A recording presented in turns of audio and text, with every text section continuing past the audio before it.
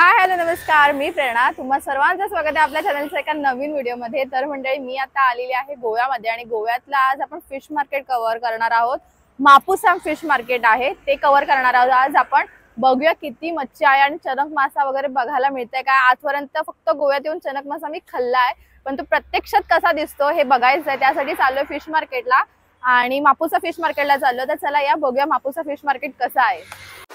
सध्या तरी गोव्यातलं वातावरण हे फारच अप्रतिम आहे. म्हणजे जास्त ऊन पण नाही, पाऊस पण नाही, मस्त असं धूपचाव वातावरण आहे. आणि हे मेन मापुसा सिटी आहे, जिथे आपल्याला जवळच बस स्टँडसुद्धा आहे आणि ही बाजारपेठ लागते आपल्याला आधी. आणि मग आपल्याला इथून या छोट्याशा गल्लीतून पुढे जायचं आहे. तिथे पुढे आपल्याला फिश मार्केट आहे. मी पण पहिल्यांदाच आली, तर इथे थोडंफार चौकशी केल्यावर समजलं. इथे आता आपण आज जाणार आणि इथे आधी आपल्याला भेटणार आहे जे पालेभाज्या किंवा भाज्यांचं मार्केट आहे. इथे प्रॉपर सगळ्या भाज्या तुम्हाला फ्रेश एकदम टवटवीत ताज्या मिळणार आहेत. आणि खूप मोठं भाजी मार्केट आहे हे. आणि ह्याच्याच पुढे सांगितलं आहे की फिश मार्केट आहे, पण आधी आपण थोडंसं भाजी मार्केट एक्सप्लोअर करूया. आणि मस्त बघितलं, भाज्या ताज्या होत्या. आणि त्यानंतर थोडंसं पुढे आल्यावर हे आहे फिश मार्केट. पण पावसाळा सुरू झाला असल्या कारण इथे मासे फारच कमी होते. अगदीच 10-12 कोळणी होत्या. त्यामध्ये पण सगळ्यांचे रेट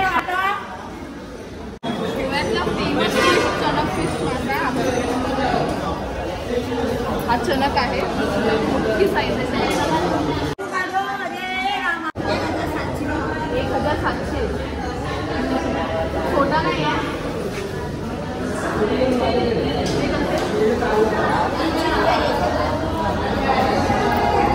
हा छोटा चणक आहे, 300 रुपयाला एक.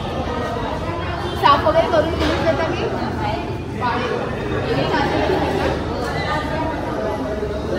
साफ करून नाही मिळत इथे. हा मोठा चणक आहे आणि तो छोटा आहे.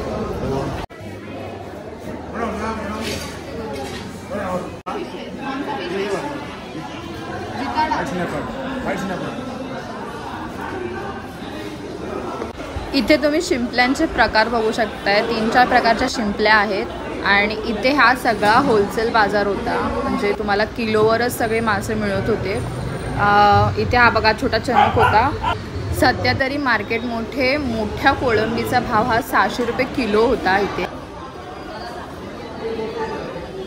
मासे कमी उपलब्ध असल्यामुळे जेवढं शक्य झालं मी तेवढं तुम्हाला दाखवलेलं आहे. तर चॅनलला जर कोणी नवीन असेल तर चॅनलला लगेच सबस्क्राईब करा अशा नवीन व्हिडिओसाठी.